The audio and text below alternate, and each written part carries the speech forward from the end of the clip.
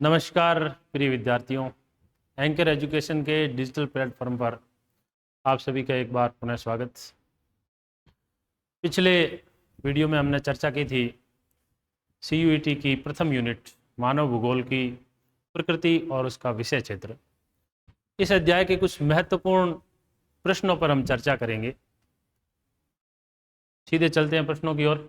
पहला प्रश्न, नवनियतिवाद यानी नियो डिटरमिनिज्म के संदर्भ में निम्नलिखित कथनों पर विचार करो।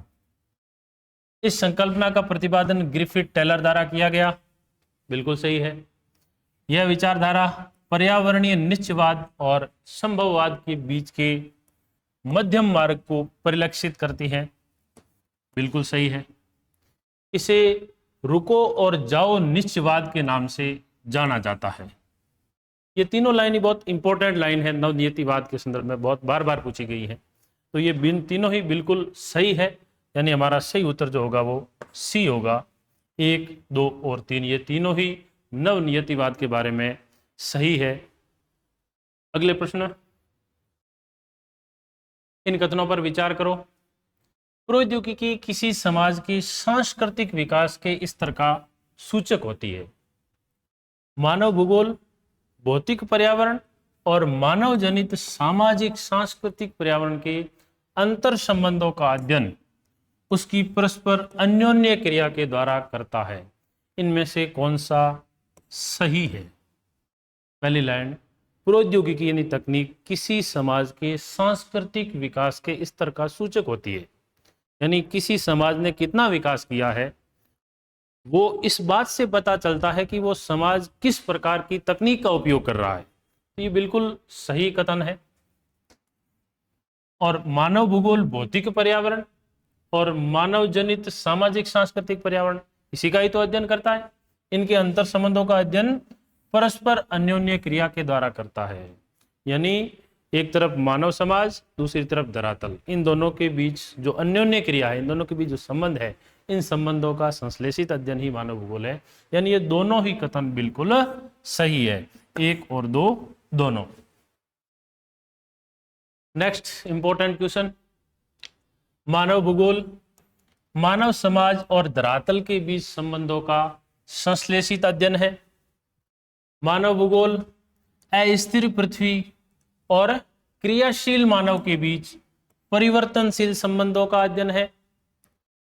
हमारी पृथ्वी को नियंत्रित करने वाले भौतिक नियम तथा पृथ्वी पर रहने वाले जीवों के मध्य संबंधों के अधिक संश्लेषित ज्ञान से उत्पन्न संकल्पना मानव भूगोल है। इन कथनों में से कौन सा सही है? तो विद्यार्थियों, हमने अच्छी तरह से पढ़ा था। ये पहली जो परिभाषा है, मानव भूगोल मानव समाज और धरातल के बीच संबंधों का कैसा है? संश्लेषित अध्ययन है। ये परिभाषा है मानव भूगोल के जनक रेटजेल की। फ्रेडरिक रेटजेल ने यह परिभाषा दी। दूसरी परिभाषा है जो भी बिल्कुल सही है, अस्थिर पृथ्वी और क्रियाशील मानव के बीच परिवर्तनशील संबंधों का अध्ययन। ये परिभाषा दी है E.C. सैंपल ने। एलन चर्चिल सैंपल की परिभाषा है। हमारी पृथ्वी को नियंत्रित करने वाले भौतिक नियम और पृथ्वी पर रहने वाले जीवों के मध्य संबंधों के अधिक संश्लेषित ज्ञान से उत्पन्न संकल्पना मानव भूगोल है। ये भी डेफिनेशन अपनी विडाल डी ला ब्लाश की है। तो ये तीनों ही परिभाषाएं मानव भूगोल की सही परिभाषाएं हैं, 1, 2 और 3। इस तरह से इस पाठ की सार को पढ़ते हुए अपन इन महत्वपूर्ण MCQs को सॉल्व करेंगे। इसमें बहुत सारे PYQs भी है, प्रीवियस ईयर में आए हुए प्रश्न भी है, जिनकी चर्चा हम आगे करेंगे। अगला प्रश्न है, भौतिक भूगोल भौतिक यानी प्राकृतिक और मानव जगत के बीच संबंध आदि का भी क्या करता है? अध्ययन करता है। किसी भी घटना अथवा परिघटना को जो दिक् और काल के संदर्भ में क्या होती है? परिवर्तित होती है, उसका भौगोलिक ढंग से अध्ययन नहीं किया जा सकता है। भूगोल का मुख्य सरोकार पृथ्वी को मानव के घर के रूप में समझना और उन सभी तत्वों का अध्ययन करना है जिन्होंने मानव को क्या किया है? पोषित किया है। मानव भूगोल सिर्फ भौतिक भूगोल का ही अध्ययन करता है। इनमें से कौन सा कथन जो है वो सही नहीं है विद्यार्थियों। इन चीज़ों पर विशेष ध्यान रखें। लंबे चौड़े प्रश्नों के बाद कई टर्म्स में हम लोग जो है वो आते हुए प्रश्न को गलत कर जाते हैं या नहीं है इनमें। तो इनमें से कौन सा सही नहीं है? तो भौतिक भूगोल भौतिक और मानव जगत के बीच संबंध का भी अध्ययन करता है? नहीं करता है, ये मानव भूगोल अध्ययन करता है। तो पहला कथन सही नहीं है और यही पूछा है इसने, इसलिए इस ऑप्शन को अपने विकल्प को सही माने। किसी भी घटना अथवा परिघटना का जो दिक् काल के संदर्भ में परिवर्तित होती है, दिक् मतलब दिशा, काल का मतलब समय, इस संबंध में परिवर्तन होता है इनमें, उसका भौगोलिक ढंग से अध्ययन नहीं किया जा सकता, नहीं किया जा सकता। ये बात भी गलत है और यही पूछा है कि सही नहीं है, इसलिए इस ऑप्शन को भी हम सही मानेंगे। भूगोल का मुख्य सरोकार पृथ्वी को मानव के घर के रूप में समझना और उन सभी तत्वों का अध्ययन करता है जिन्होंने मानव को क्या किया है, पोषित किया है। ये लाइन सही है और पूछा गया है कि सही नहीं है। मानव भूगोल सिर्फ भौतिक भूगोल का अध्ययन करता है? नहीं, मानवीय तत्व और भौतिक तत्व इन दोनों के बीच अंतर संबंधों का अध्ययन करता है, ये कथन भी। इसलिए हमारा जो सही ऑप्शन होगा 1, 2 और 4, यानी हमारा सी ऑप्शन जो इसमें राइट होगा। ठीक है, लंबे चौड़े प्रश्नों में इस तरह की टर्म्स में हमें बिल्कुल ध्यान रखते हुए सावधानी से आगे चलना है।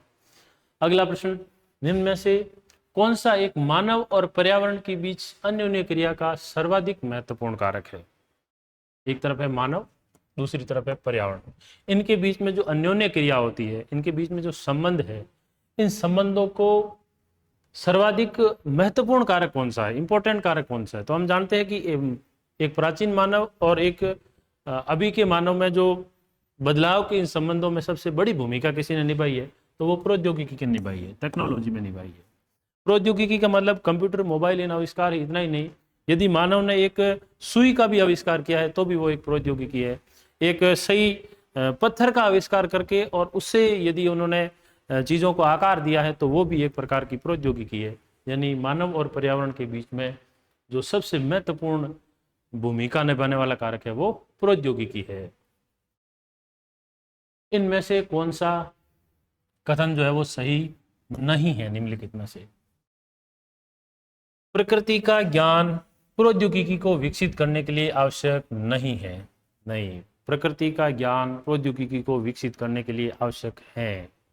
हमने पढ़ा कि मनुष्य ने प्रकृति के नियमों को समझने के बाद ही प्रौद्योगिकी का विकास किया है, इसलिए ये तथ्य गलत है और पूछा भी यही है। अभाव की अवस्था से स्वतंत्रता की अवस्था की ओर अग्रसर होना क्या कहलाता है?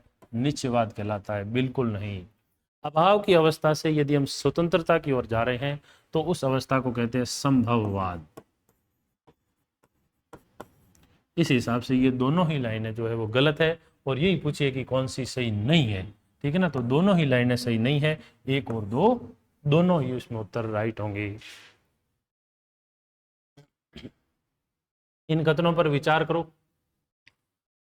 प्रकृति का मानवीकरण संभववाद की स्थिति को दर्शाता है। प्रौद्योगिकी किसी समाज के सांस्कृतिक विकास के स्तर की सूचक है। इनमें से कौन सा सही है? इन दोनों में से सही कौन सा है? तो पहला है प्रकृति का मानवीकरण। प्रकृति पूरी तरह से प्रकृति के नियमों को समझने के बाद मनुष्य उसका मानवीकरण कर लेता है, इस स्थिति को जो है वो संभववाद कहते हैं। बिल्कुल सही है। प्रौद्योगिकी यानी टेक्नोलॉजी किसी समाज ने कितना डेवलपमेंट किया है, कितना विकास किया है, वो उसके द्वारा प्रयोग की जाने वाली तकनीक से अपन जान सकते हैं। तो ये कथन भी बिल्कुल सही है, यानी 1 और 2 दोनों ही जो है वो सही है। मानव भूगोल की आमूल विचारधारा रेडिकल के संबंध में निम्नलिखित में से कौन सा कथन जो है वो सही है? पहला, इसने निर्धनता के कारण, बंधन और सामाजिक असमानता की व्याख्या के लिए इसका प्रयोग किया, मार्क्स के सिद्धांत का प्रयोग किया। इसका मुख्य सरोकार सामाजिक कल्याण के विभिन्न पक्ष जैसे स्वास्थ्य, शिक्षा और आवास से था।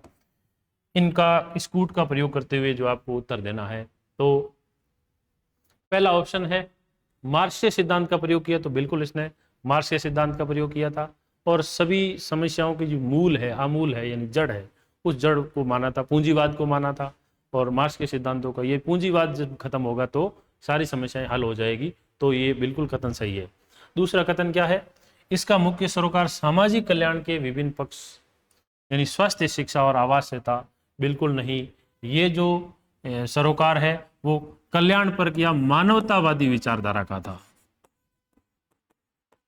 मानवतावादी या मानववादी जो विचारधारा थी या कल्याणपरक विचारधारा थी उसका था ये सरोकार। तो ये दूसरा कथन गलत है, केवल एक जो है वो इसमें सही होगा। मानव भूगोल अस्थिर पृथ्वी और क्रियाशील मानव के बीच परिवर्तनशील संबंधों का अध्ययन है। यह परिभाषा किस भूगोलवेत्ता द्वारा दी गई थी? अस्थिर पृथ्वी, क्रियाशील मानव, परिवर्तनशील संबंध, यानी इसमें गत्यात्मकता पर बल है। गत्यात्मकता पर बल दिया एलन चर्चिल सैंपल ने। तो ये सैंपल की परिभाषा है। अगला है, निम्नलिखित में से कौन सा एक जोड़ा सही सुमेलित नहीं है? यानी एक तरफ तो विषय क्षेत्र है और दूसरी तरफ है इस सामाजिक विज्ञान के सहयोगी अनुशासन। ठीक है ना, अंतिम जो सारणी है उसमें से बहुत बार प्रश्न मिलान करने वाले पूछे जाते हैं। कल्याण का भूगोल का संबंध कल्याण अर्थशास्त्र, सांस्कृतिक भूगोल मानव विज्ञान, सैन्य भूगोल सैन्य विज्ञान, लिंग भूगोल भूविज्ञान। इसमें से कौन सा सुमेलित नहीं है, हमें पता लगाना है। तो कौन सा सुमेलित नहीं है? लिंग भूगोल इससे सुमेलित नहीं है, इसका भूविज्ञान से संबंध नहीं है। अन्य सारे सहयोगी अनुशासन जो है वो बिल्कुल सही जुड़े हुए हैं। इसका लिंग भूगोल का अध्ययन जो है वो समाज शास्त्र से है, मानव शास्त्र से। अगली जो है संकल्पना, पर्यावरणीय निश्चयवाद, एनवायरमेंटल डिटर्मिनिज्म के संबंध में निम्नलिखित कथनों पर विचार करो। इसमें मानव को प्रकृति की तुलना में गौण माना गया है। यह अवस्था आदिम मानव समाज और प्रकृति की प्रबल शक्तियों के बीच अन्योन्य क्रिया को दर्शाती है। इनमें से कौन सा कथन जो है वो सही है? तो पहला कथन क्या है, मानव को प्रकृति की तुलना में क्या माना गया है? गौण माना गया। तो बिल्कुल सही है। यह अवस्था आदिम मानव समाज और प्रकृति की प्रबल शक्तियों के बीच अन्योन्य क्रिया को दर्शाती है। यह भी बिल्कुल सही है, क्योंकि मानव समाज कैसा था? आदिम था, और प्रकृति की शक्तियां कैसी थी? प्रबल थी। इसलिए ये दोनों ही कथन हमारे क्या होंगे? सही होंगे, और सी ऑप्शन जो है वो राइट होगा। भूगोल में मात्रात्मक क्रांति का मुख्य उद्देश्य क्या था? मात्रात्मक क्रांति यानी स्थानिक संगठन। भूगोल के अंदर आंकड़ों का, कंप्यूटर की, सांख्यिकी विधियों का, इन सब का प्रयोग किया गया। तो मुख्य उद्देश्य क्या था? सीधा ही मानवीय मूल्यों को प्राथमिकता देना बिल्कुल भी नहीं था। सांख्यिकीय विधियों और कंप्यूटर के प्रयोग से स्थानिक प्रतिरूपों का विश्लेषण करना। ठीक है ना, तो ये बी ऑप्शन बिल्कुल हमें सही लग रहा है। प्रकृति की पूजा करना नहीं, ये पर्यावरणीय निश्चयवाद की विशेषता दिख रही है। केवल समुद्री व्यापार का अध्ययन करना इसका उद्देश्य नहीं था। संभववाद शब्द का प्रयोग सर्वप्रथम किस फ्रांसीसी विद्वान ने किया? तो संभववाद से जुड़े हुए जितने भी मुख्य विद्वान है वो फ्रांसीसी विद्वान है, और फ्रांसीसी विद्वानों में दो प्रमुख नाम आते हैं, एक लुसियन फेब्रे और एक आता है विडाल डी ला ब्लास। तो ला ब्लास ने संभववाद की संकल्पना का विकास किया था, डेवलपमेंट किया था। सबसे पहले जो प्रयोग किया था वो लुसियन फेब्रे ने किया था। संभववाद यानी पॉसिबिलिज्म शब्द का प्रयोग, विद्यार्थियों इस चीज का विशेष ध्यान रखना है। मानव भूगोल की कल्याणपरक विचारधारा जो 70 के दशक में मात्रात्मक क्रांति की प्रति असंतोष से उत्पन्न हुई थी, इसका मुख्य संबंध किससे था?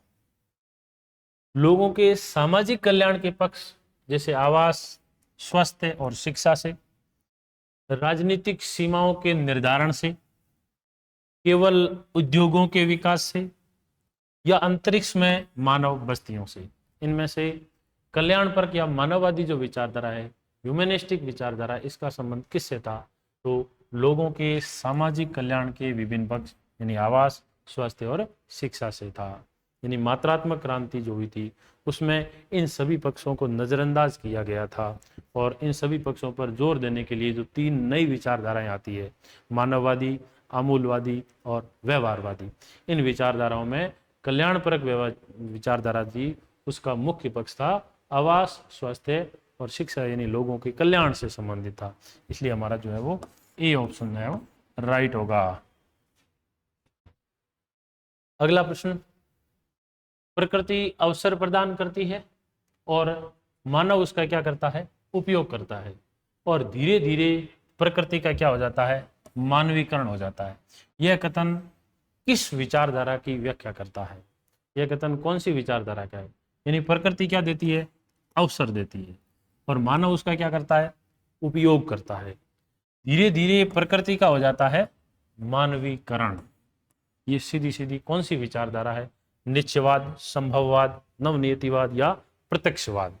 तो इसमें ये सीधी सीधी जो विचारधारा है वो संभववाद की ओर जो है वो इंगित करती है कि भाई प्रकृति अवसर देती है, संभव, सब कुछ संभव है, प्रकृति के नियमों को समझने के बाद ऐसा संभववाद की विचारधारा कहती है। विकास की अवस्था, मानव भूगोल के विकास की अवस्था और इसकी मुख्य विशेषता, इन दोनों को हमें जो है वो सुमेलित करते हुए और इसका उत्तर देना है। एक तरफ समय है मानव भूगोल के विकास की अवस्थाओं से संबंधित, और दूसरी तरफ उसकी विशेषताएं। 1930 का दशक, 50 से 60 का दशक, 70 का दशक और 90 का दशक, और दूसरी साइड है इससे संबंधित इसकी विशेषता, यानी किस अवस्था में, किस सन के अंदर कौन सी विचारधारा भूगोल के अंदर आई थी, यानी अध्ययन क्षेत्र क्या था भूगोल का। तो सबसे पहले है स्थानिक संगठन, उत्तर आधुनिकतावाद, क्षेत्रीय विभेदन और मानवतावादी और आमूलवादी विचारधाराएं। तो 1930 का जो दशक था वो क्षेत्रीय विभेदन का जो है वो युग था, यानी क्षेत्रीय विभेदन किया गया। यानी हम जानते हैं कि भूगोल के विकास की सबसे पहली अवस्था जो मानी जाती है वो उपनिवेश का युग है। शुरू में उपनिवेश का युग था, जिसमें यूरोपीय देशों ने उपनिवेश स्थापित करने के लिए नए नए क्षेत्रों का खोज किया, नए नए क्षेत्रों को खोजा, यानी वो अन्वेषण और विवरण का युग था। और उसके बाद प्रादेशिक विश्लेषण का युग आता है।